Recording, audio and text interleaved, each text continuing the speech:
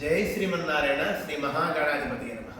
భగవద్బంధులారా, మనందరికీ ఇష్టమైన పండుగ.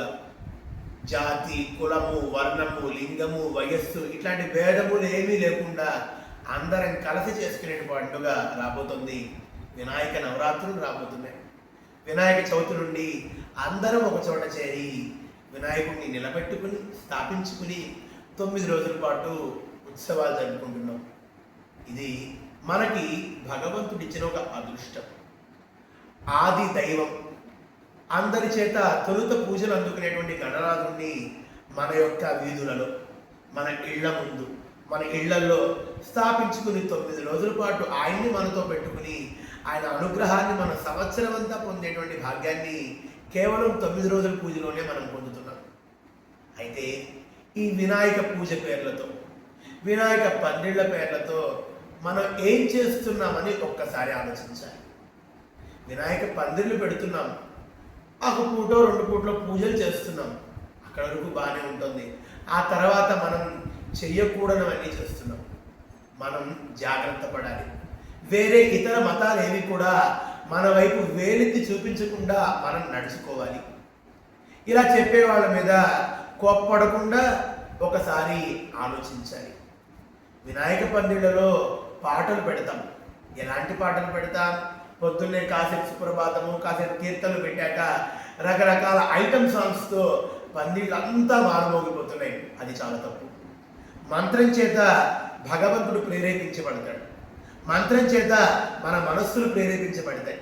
మంత్రం చేత చుట్టూ ఉన్నటువంటి పరిసరాలు పవిత్రమవుతాయి, మంగళకరమవుతాయి, మనకు అనుకూలంగా మారుతాయి. అలాంటి మంత్రాలు వినిపించాల్సిన చోట, భక్తితో నినాదాలు వినిపించాల్సిన చోట డీజేలు పెట్టి ఐటమ్ పాటలు, సినిమా పాటలు, బూతు పాటలు పెట్టడం ద్వారా మనకి శుభాలు కలుగుతాయా? మనకి పుణ్యాలు వస్తాయా? రావే. అలానే వినాయకుడికి అలంకారం పేరుతో గుట్కా ప్యాకెట్లతో, షాంపూ ప్యాకెట్లతో, లేకపోతే కూల్ డ్రింక్స్తో, చిప్స్తో, రకరకాల అసహ్యమైనటువంటి పదార్థాలతో వినాయకుడికి అలంకారం అనే పేరుతో వెర్రితరలు వేస్తున్నాయి మన యొక్క అలంకారపు ఆలోచనలు. తద్వారా పుణ్యం కలుగుతుందంటారా? గమనించుకోండి. మనం చేసేటువంటి పని వల్ల ఏ ఒక్కళ్ళకి శుభం కలగకపోయినా పర్లేదు, కానీ ఎవ్వరికి నష్టం కలగకూడదు. మనం చేసే పని వల్ల ప్రయోజనం కలిగినా కలగకపోయినా పర్లేదు, కానీ మనం చేసే పని వల్ల మనకి, సమాజానికి, ప్రకృతికి, సంప్రదాయానికి, వ్యవస్థకి ఎటువంటి హాని కలిగినా భగవంతుడు అనుగ్రహం కాదు కదా, భగవంతుడు ఆగ్రహానికి మనం లోనవుతాం. వినాయక పందిళ్ళలో డెకరేషన్ అంటే అలంకారం చేయాలి అంటే 21 పత్రులు ఉన్నాయి మనకి. పత్రులు ఒకరోజు గరికతో చేయండి, ఒకరోజు తులసితో చేయండి, ఒకరోజు మొగలి పూలతో చేయండి, ఒకరోజు చామంతులతో చేయండి, ఒకరోజు కమలాలతో చేయండి. ఎంత శుభంగా ఉంటుంది, ఎంత భగవద్ అనుగ్రహం కలుగుతుంది. వస్త్రములతో చేయండి, చీరలతో చేయండి, గాజులతో చేసుకోండి. ఇవన్నీ మంగళకరమైన ద్రవ్యాలు కదా. అలానే భగవంతుడి దగ్గర పాటలు, మంచి భజన పాటలు పెట్టండి. చక్కగా భజన చేసేవాడికి వినిపించి భజన చేయించుకోండి. ఇవన్నీ చేస్తే భగవద్ అనుగ్రహం కలుగుతుంది.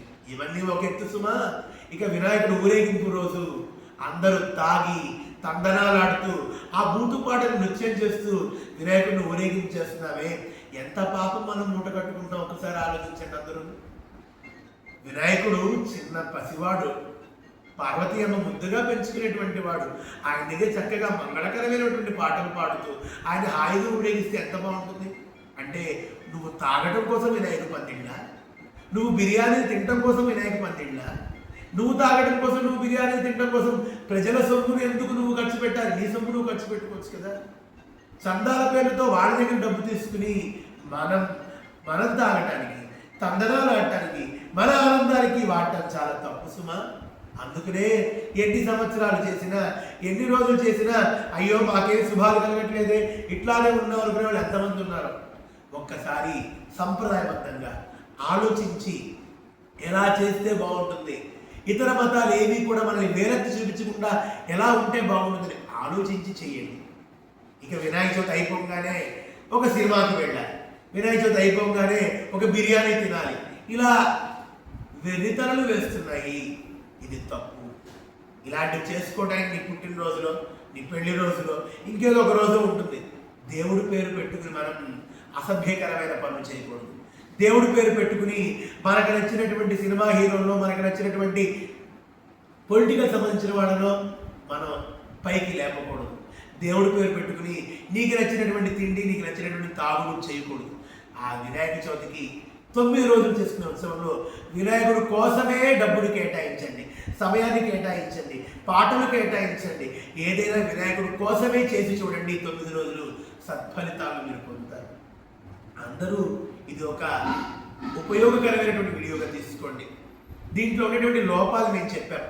ఇది హెచ్చరించడం కాదు, మిమ్మల్ని అందరినీ కూడా సంఘటితం చేయడం, జాగృతి చేయడం, ఒక రకమైనటువంటి విన్నపం చేయడం. మీ అందరికీ కూడా మనందరం కలిసికట్టుగా వినాయకుడిని మంచిగా పూజ చేయకపోతే, అంటే పద్ధతిగా మనం పూజ చేయకపోతే రానున్న తరాల్లో ఎన్నో కష్టాలు ఎదుర్కోవాల్సి వస్తుంది. సమాజం నుండి సంప్రదాయాలు తగ్గిపోతూ ఉంటాయి. ఎవరన్నా చూసి ఏమిటండి వాడు వినాయక పందిరిలో బూతుపాటలు పెట్టాడని అని మన పరువు మనమే తీసుకోకుండా ఉండడానికి జాగ్రత్త పడండి. ఒక 9 రోజులు మీకు నచ్చినటువంటి వాటిని పక్కన పెట్టండి, వినాయకుడి కోసం బ్రతకండి. తద్వారా ఆ గణనాథుని యొక్క అనుగ్రహాన్ని పొందండి. శ్రీ మహాగణాధిపతి నమః. మన మచిలీపట్నం పరిసర ప్రాంతాల్లో ఉండేటువంటి ప్రతి ఒక్కరూ కూడా హిందూ ఐక్య వేదిక ద్వారా ఒకటై అందరం కలిసి ఐకమత్యంగా మన సంప్రదాయాన్ని కాపాడుకుందాం. ప్రతి ఒక్కళ్ళు చందాలు ఇచ్చేవాళ్ళు కూడా ఇచ్చేటప్పుడు ఆ పందిరి ఎలా నడుస్తుందో చూసి చందాలు ఇవ్వండి. ఆ పందిరిలో వాళ్ళు కూడా అలా మీకు చందాలు వచ్చేట్టుగా నడిచి చూపించండి. చక్కటి వినాయక పూజను జరుపుకుందాం. చక్కటి ఉత్సవాలను అంబరాలు అంటే సంబరాలు చేసుకుందాం. వాటి వల్ల అంబరాలు అంటూ మనం చేసే వాటి వల్ల మనం పద్ధతిగా చేసిన, మంచిగా చేసిన చక్కటి సన్నాయ వాయిద్యాలు, చక్కటి తప్పెట్లు, డప్పులు ఇవి పెట్టిన అంబరాలు అంటే మన సంబరాలు. మన బుద్ధిలో ఉంటుంది ఏదైనా, మన మనస్సులో ఉంటుంది ఏదైనా, మన చేతల్లో ఉంటుంది ఏదైనా. మంచిగా నడిచి చూపిద్దాం. అందరి చేత శభాష్ అనిపించుకున్నట్టు వినాయక పందిళ్ళు నిర్వహిద్దాం. జై శ్రీమన్నారాయణ. శ్రీ మహాగణాధిపతయే నమః.